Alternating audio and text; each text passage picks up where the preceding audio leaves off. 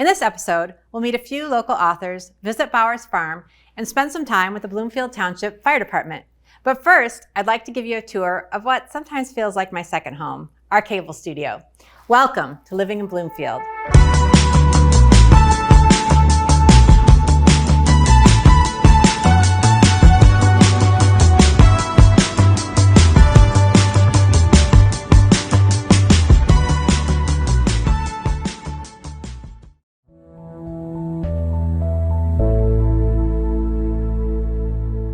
We recently hosted an open house event for community members to take a tour of the building and see our updated facilities.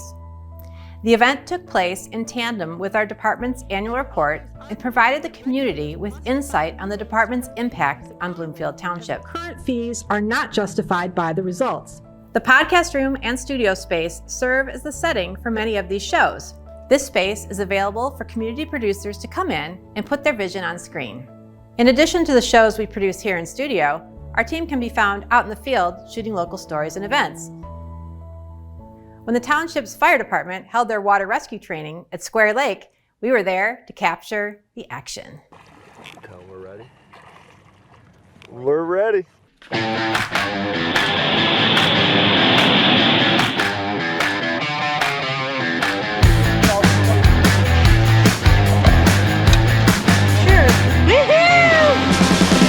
So we're out here this morning with the Bloomfield Township Fire Department. One of the best things about summer is being on the water, but you need to be safe, and if you need to be rescued, this is some of the training they do in order to help you out.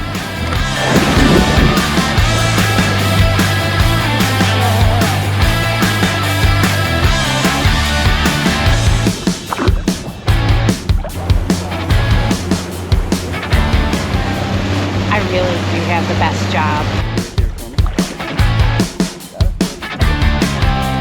This summer, the Bloomfield Township Fire Department can save a life as quickly as possible. Always have a life jacket or throwable life preserver.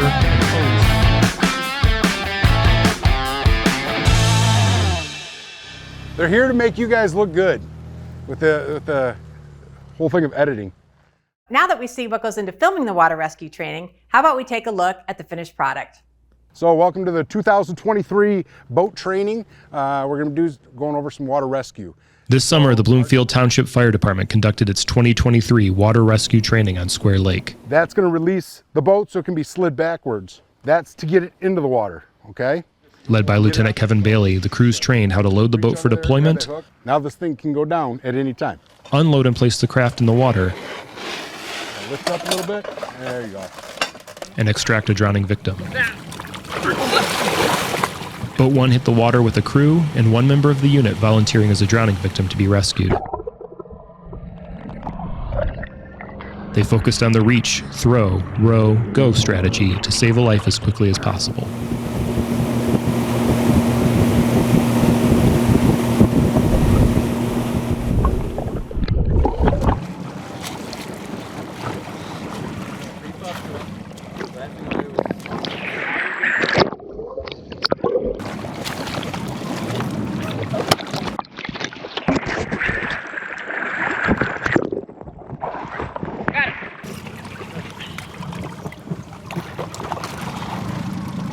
Bloomfield Township Fire Department reminds residents to implement safety into all aspects of water activities. Always have a life jacket or throwable life preserver, and always supervise children on the water. If you have questions, you can call the fire department's non-emergency line at 248-433-7745. Water rescue is only one of the many ongoing trainings department members participate in to keep the community safe. They put that training to use every day, and they were recently recognized for their efforts at the Fire Department Awards presentation. We'll see that in the annual Fire Department golf outing that raised about $40,000 for local charities. Several years ago, Chief Pache started the awards as to try to show the appreciation, really show what the firefighters of the community do. And I tell you what, one thing that is very evident is the amount of work that these guys do, or these people do, without asking for anything in return.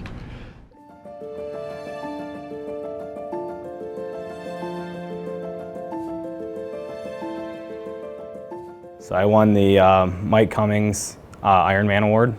It's the most calls for the department for the year of 2022. This year, the winner responded to 715 incidents over the course of the year. I ran 715 calls between fire calls and medical calls. I'd say the most I've ran here is probably around 16 or 18 calls in a 24-hour period. It feels good to be recognized with how busy we are and how busy I stay. I devote a lot of time to the department here, so it's good to be recognized for that. Sorry, I gotta take that call. Every day is different. There's never the same day over and over. It's always something different. A coach who had collapsed during a basketball game.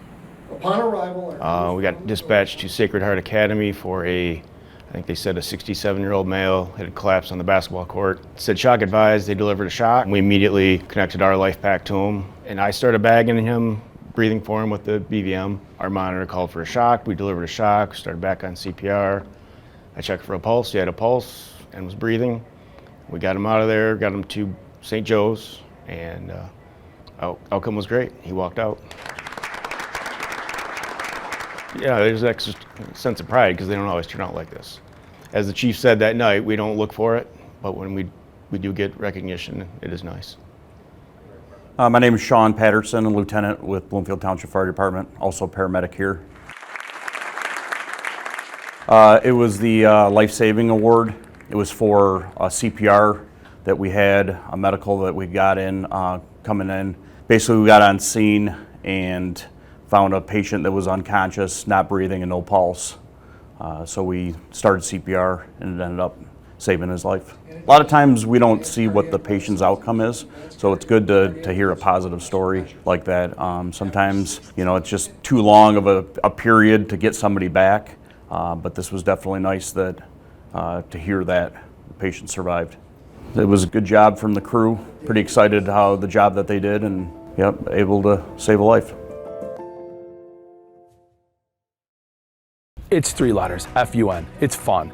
When you have fun, it makes it more fun to give money and give to a good cause. This golf outing today is for our Bloomfield Township Fire Department Charities. It's been in existence for almost 40 years now. You may take a free drop at the nearest point of relief. So in about 15 minutes, all these golf carts and golfers are going to spread out across the course, and all 144 golfers are going to tee off at the same time and start out this beautiful day. So we're trying to turn it up a little bit. Raising money for charity is always about how much fun you can have, and we want to provide as much cheer and fun, but yet it is serious, right? We're trying to raise money for kids with cancer, kids with juvenile diabetes, support things like the U of M Burn Center and things of that the Charities is always doing. So we changed it up. On hole 1 today, we've got a cannon where the ball shoots it 300 plus yards for charity, of course. You pay a couple of bucks and we get the longest drive that way. So that's fun. We've got cornhole on one of the holes where you can earn a couple of strokes off of your card there if you get a hole-in-one on that. There it is. The entire staff here puts out a great course and a great food product at the end.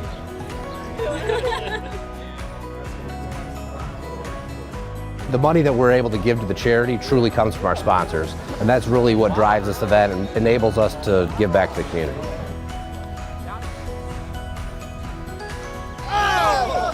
We're looking most forward today to seeing all these friendly faces that we've seen year after year come and support our outing. This is my dad, Lou Cardinelli. He's 86 years young. He comes out, we golf this every year together, and he kicks my butt every time. It's good to see the guys again, and it's good to be out here. It's a great day, great people. We want everyone who paid to golf today to have fun. Thank you, Bloomfield Township Fire. Have fun, donate some money to a good cause and some charity, and let's make this memorable. Hey.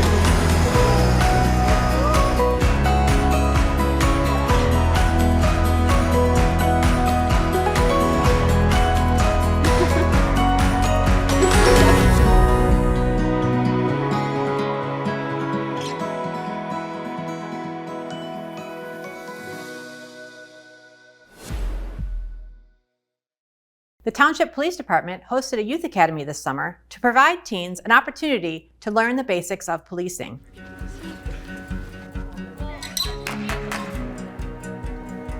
We've partnered with Auburn Hills Police Department, Birmingham Police Department, and Rochester City Police Department to put on this regional youth academy for teens, get them out here and give them a week glimpse of law enforcement and a little bit of what the police academy is like.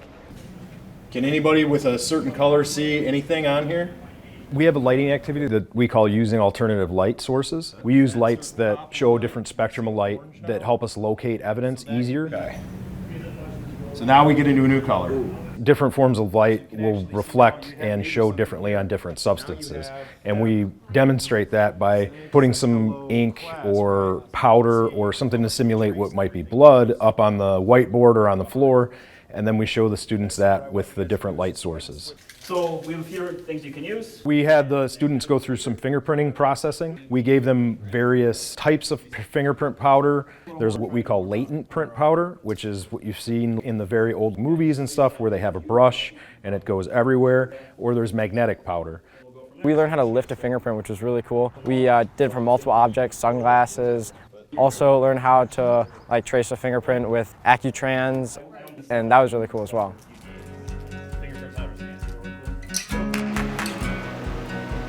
We brought out our incident command vehicle. This is a multiple use vehicle. It's not just for crime scenes or evidence tech work, but we also utilize it for accident investigation, different equipment that might be needed for any major incident. In addition to that, we have equipment. So we have all sorts of different ballistic vests and helmets, equipment that may need to be deployed at a moment's notice. And have it suited to them quick enough, right? So put on the vest was really cool and also kind of uncomfortable because it's really heavy and large and definitely not made for a teenager. We also got to put on the helmet and got to feel what the shield is like, so that was awesome. I'm using my arms to disperse my energy as I fall. They started off with baby steps, right? And it's always funny, we say they learned how to fall. But it's something we learn early as police officers when we go through these defensive tactics. To properly fall, you would fall backwards, but you would tuck your chin into your neck, and then you would squat down and then fall back. We did some hands-on techniques, some handcuffing techniques. But if this was his job? Today I learned how to self-defense. I can use my arms, my elbows, my hands, my fists. And then we learned how to handcuff today. So as I'm putting the handcuff on, I'm pulling back with my hand. So you have to tell them to turn around, put their hands behind their backs, and put their thumbs facing upwards. And then you pull their hands and you push the handcuffs on them. Just like that. Right behind me is our simulated traffic stops, and they're out there conducting traffic stops with two of our township trustees as drivers. I'm gonna let you go with a verbal warning. Wow, thank you, officer. Here's your information back, and just try to slow it down. Yes. And drive safe. Thank you so much. Yep, not a problem. Thank you. We learned how to tell if somebody's drunk by asking them to walk across a line or to even play catch with them.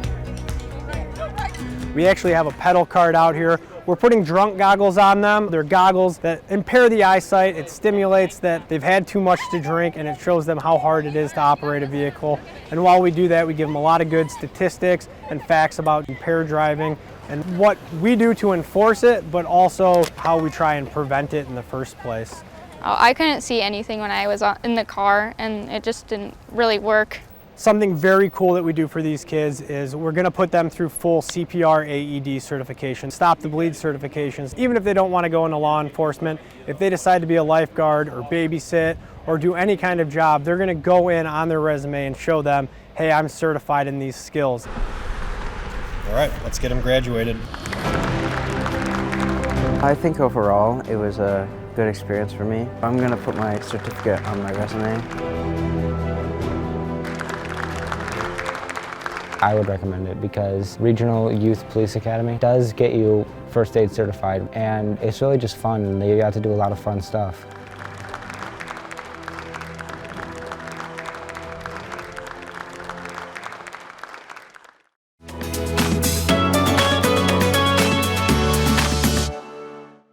Over at the Bowers Farm Annual Progress Showdown, youngsters get hands-on knowledge of the livestock show industry. Welcome to the Progress Showdown here at the Bowers School Farm.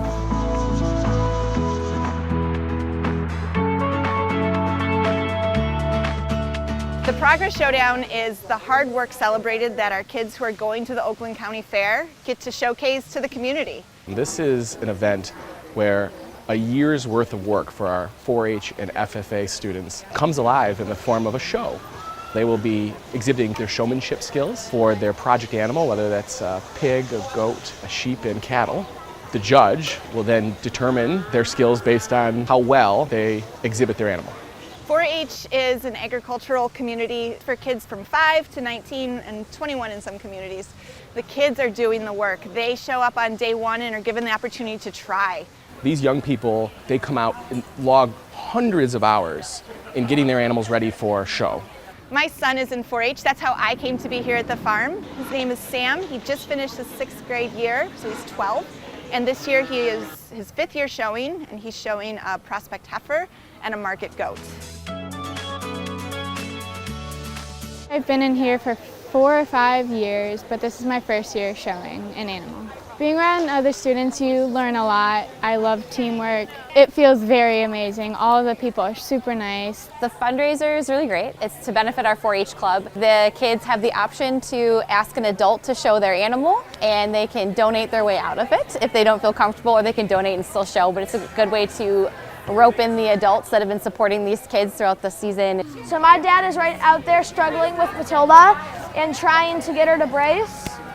And it's very fun to be in the ring and very fun to show all the animals. Thanks to Carly and Kate and all of those beautiful parents out there, I have learned to be a good leader. I have learned to help others in times of need. And I just really like it here at Bowers Farm, and it's really fun for me. These kids work incredibly hard, and it's incredible to see the community that they build. My most favorite thing about being here at the farm is seeing the kids go from being a little bit shy and reserved to standing and presenting. It's profound. It's really fun. You make a lot of friends. I suggest you do it.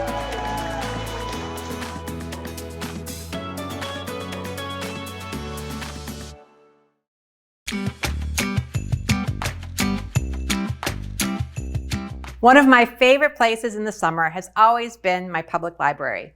We heard from a few local authors at a special fair at the library. Hi, I'm Jim Benton. I'm Carol Sorkin-Hunter. Sally Cole-Mish. Teresa Shin. John Coassi. Dahlia Mohammed. I'm Lori Ellis. I'm excited to be at the Bloomfield Library. Local Author Fair is something that's really fabulous for libraries to do, at least in my opinion, because it can elevate local authors who are usually independently published and don't have those big marketing opportunities like traditionally published authors do. We have a great local author collection here at the library, so I was really happy to reach out to folks and have them come together. We have 19 different authors here today, all the way from kids up to romance to history to biography, really a great spectrum of different options.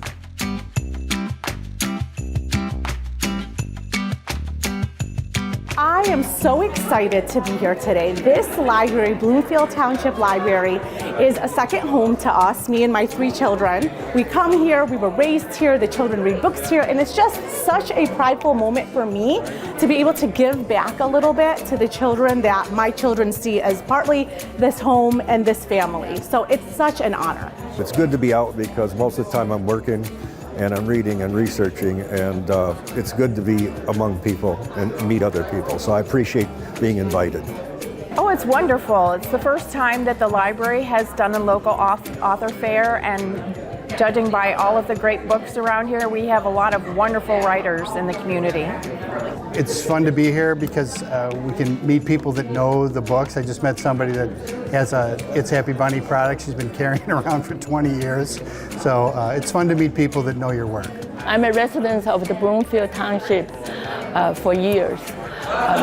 And I used to belong to the creative writing class at night. And later I switched to the memoir class during the day. I feel honored to be invited to join this event because I have always loved library, and I frequently visit Bloomfield Library many times. Bloomfield Library is a wonderful resource. There's great staff, and they have a wealth of wonderful books that can help children and adults as well. It's where I spent a lot of time as a kid in Baldwin Library and also school libraries, because you can get everything for free. My daughter belongs here. She has a library card of her own.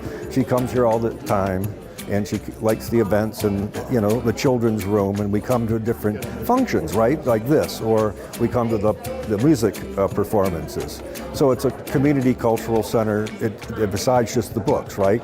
So people don't realize how important it is in that sense as well. Libraries are all about discoverability, right? I think you can have a serendipitous encounter with a book at a library that is very hard to have if you're just browsing online or, you know, looking through a stack of books. We can really help authors, you know, have a voice in their community and be that place where someone says, hey, my friend wrote a book, or my husband wrote a book, or, you know, my daughter wrote a book. You can get it at the library. So it's a great starting point for people. Especially local authors. Look for an upcoming repeat, hopefully later this year.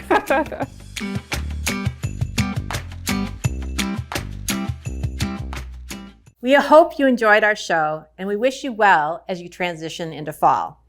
I hope to see some of you in person at our campus-wide open house happening on Sunday, October 1st, so mark your calendar. If you have an idea for a story or would like to become a volunteer producer, please get in touch.